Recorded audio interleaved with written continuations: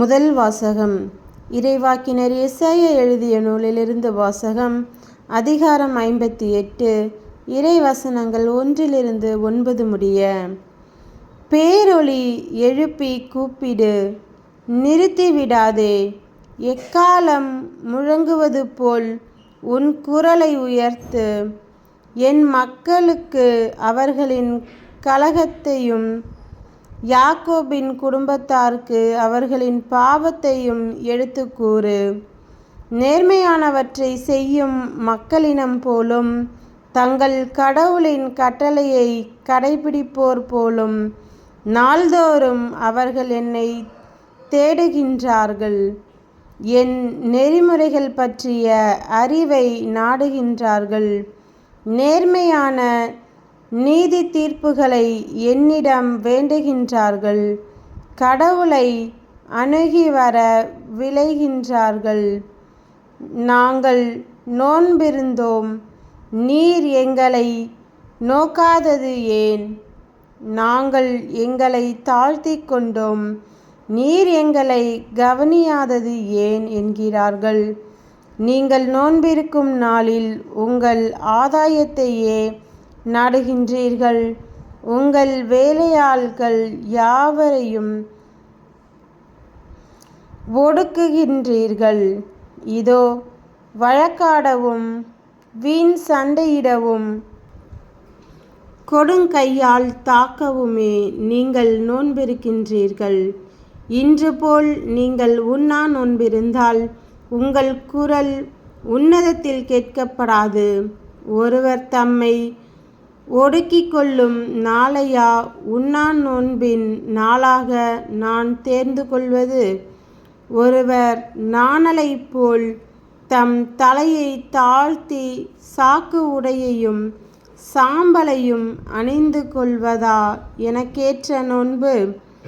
இதையா நீங்கள் நோன்பென்றும் ஆண்டவருக்கு உகந்த நாளென்றும் அழைக்கின்றீர்கள்?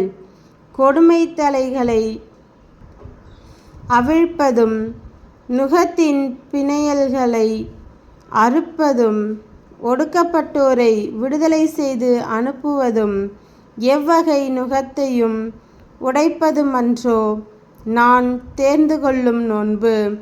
பசித்தோர்க்கு உங்கள் உணவை பகிர்ந்து கொடுப்பதும் தங்க இடமில்லா வறியோரை உங்கள் இல்லத்திற்கு அழைத்து வருவதும் உடையற்றோரை காணும்போது அவர்களுக்கு உடுக்க கொடுப்பதும் உங்கள் இனத்தாரிடமிருந்து உங்களை மறைத்து கொள்ளாமல் இருப்பதுமன்றோ நான் விரும்பும் நோன்பு? அப்பொழுது உன் ஒளி விடியல் போல் எழும். விரைவில் உனக்கு நலமான வாழ்வு துளிர்க்கும். உன் நேர்மை உனக்கு முன் செல்லும்.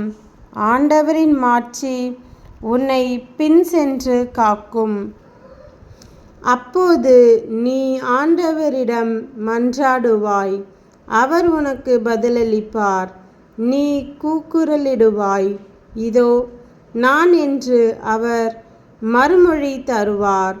உன் நடுவில் இருந்து நுகத்தை அகற்றிவிட்டு பிறரை சுட்டிக்காட்டி குற்றஞ்சாட்டுவதையும் பிறர் பற்றி பொல்லாதன பேசுவதையும் நிறுத்திவிட்டு. ஆண்டவரின் அருள்வாக்கு. இறைவா, உமக்கு நன்றி.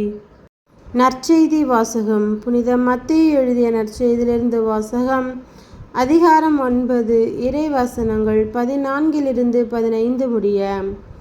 பின்பு யோவானின் சீடர் இயேசுவிடம் வந்து, நாங்களும் பரிசேயரும் அதிகமாக நோன்பு இருக்க உம்முடைய சீடர்கள் ஏன் நோன்பிருப்பதில்லை என்றனர்.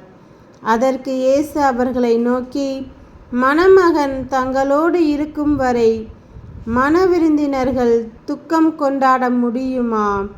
மணமகன் அவர்களை விட்டு பிரிய வேண்டிய காலம் வரும். அப்பொழுது அவர்களும் நோன்பு இருப்பார்கள் என்றார். கிறிஸ்துவின் நற்செய்தி. கிறிஸ்துவே உமக்கு புகழ்.